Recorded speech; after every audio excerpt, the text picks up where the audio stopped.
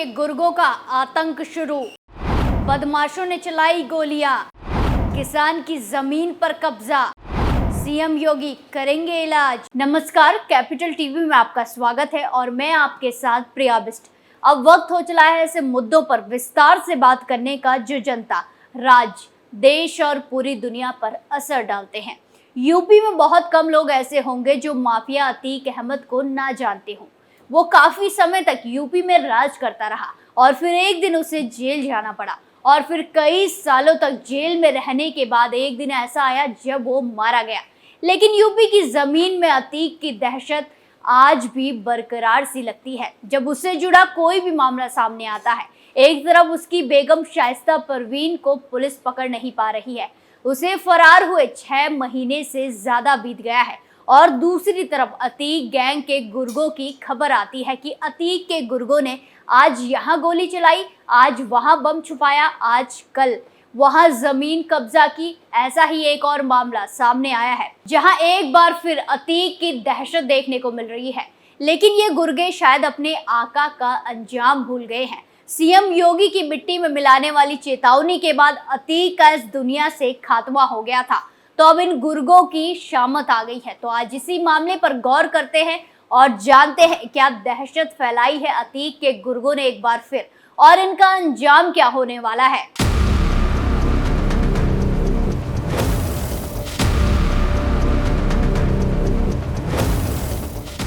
उत्तर प्रदेश के mafia don Atiq Ahmad का पूरा किस्सा समाप्त हो चुका है, लेकिन अभी तक उसके गुर्गों में आतंक खत्म नहीं हुआ।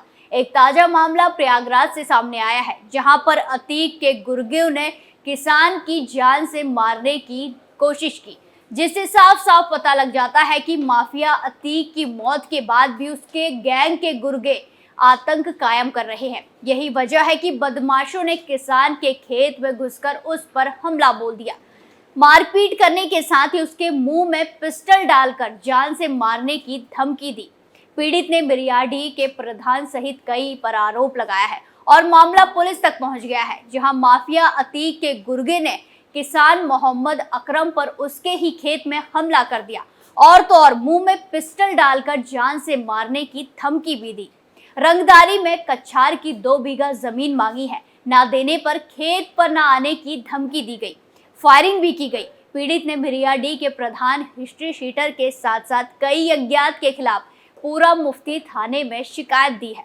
आगे बढ़ने से पहले पूरा मामला क्या है उस पर गौर करते हैं।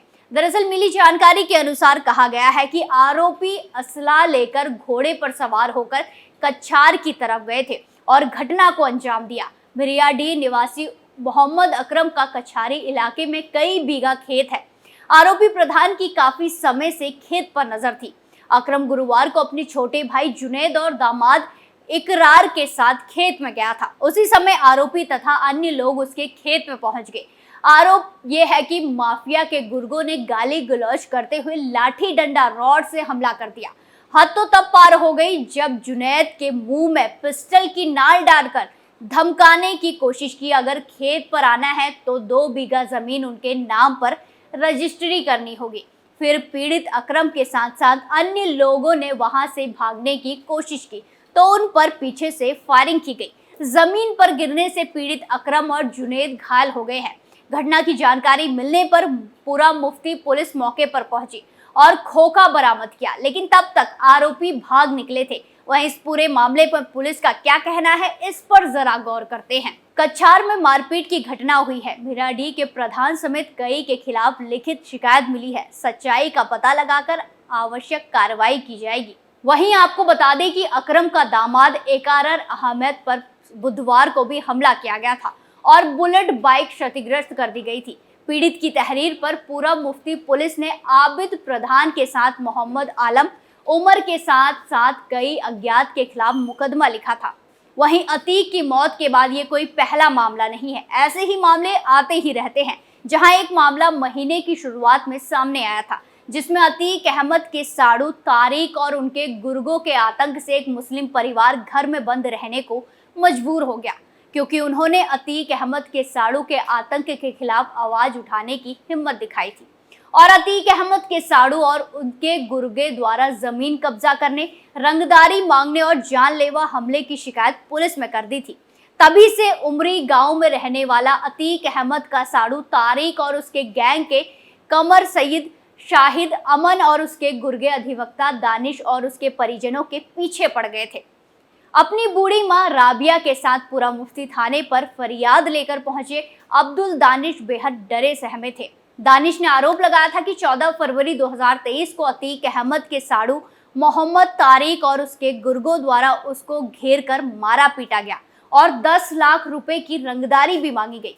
इससे पहले इन्हीं लोगों ने पीड़ित से 1 लाख रुपए की रंगदारी जबरन मांगी थी, जिसका मुकदमा पुरा मुफ्ती थाने में दर्ज कराया गया था। इसी बीच 26 फरवरी को उमेश पाल और उसके 2 सरकारी गनर की दिन दहाड़े हत्या हो जाती है। उमेश पाल हत्याकांड के बाद पुलिस प्रशासन ने अतीक अहमद के रिश्तेदारों और करीबियों पर कार्रवाई की, लेकिन अतीक अहमद के साड़ू तारिक, उसके भाइयों और गुर्गों पर कोई भी कार्रवाई नहीं की गई, जबकि अतीक अहमद के साड़ू मोहम्मद तारिक के ऊपर गैंगस्टर और कई संगीन मुकदमे दर्ज हैं। वहीं जून महीने में भी एक हैरान परेशान करने वाला मामला सामने आया था, जहां अतीक के गुर्गे ने जेल से ही 50 लाख की रंगदारी मांग ली। दरअसल चित्रकूट जेल में बंद कुख्यात अपराधी और अतीक के खास गुर्गे फरहान और आबिद प्रधान ने फोन पर प्रॉपर्टी डीलर मोहम्मद अशरफ सिद्दीकी से 50 लाख रुपए की रंगदारी मांगी। प्रयागराज के धूमनगंज के हवारा में रहने वाले प्रॉपर्टी डीलर अशरफ ने बताया कि उसे जान से मारने की धमकी भी दी गई है। बता दें कि ये मामला मई महीने की 28 तारीख का था, लेकिन पीड़ित ने जून में जाकर मुकदमा दर्ज कराया।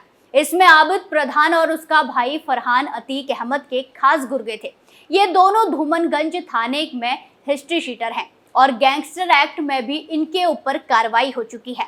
विकास प्राधिकरण ने इन दोनों भाइयों के आलीशान घरों को भी बुलडोजर से ध्वस्त किया था। आबिद इस वक्त कई मामलों में जमानत पे बाहर है, तो जबकि इसका भाई फरहान जेल में बंद है। दोनों पर लगभग 30 मुकदमे दर्ज हैं। दोनों भाइयों पर बसपा विधायक राजू पाल हत्याकांड में शामिल होने का भी आरोप लगा है। फिर अतीक के ही एक गुर्गे ने मई के महीने में एक परिवार से 15 लाख की रंगदारी मांगी थी और घर से बाहर निकलने की धमकी दी थी। इस दौरान पीड़ित परिवार ने धमकी देने का वीडियो अपने फोन में कैद कर लिया था। तो देखा आपने कैसे माफिया डॉन अतीक अहमद की मौत के बाद भी उसके नाम का खौफ अभी भी जिंदा नजर आ रहा है। माफिया अतीक अहमद का भले ही अंत हो चुका है और पुलिस महकमे के आला अधिकारी बड़े बड़े दावे कर रहे हो, लेकिन उनके रिश्तेदारों और उससे जुड़े अपराधियों का आतंक अभी भी जारी है।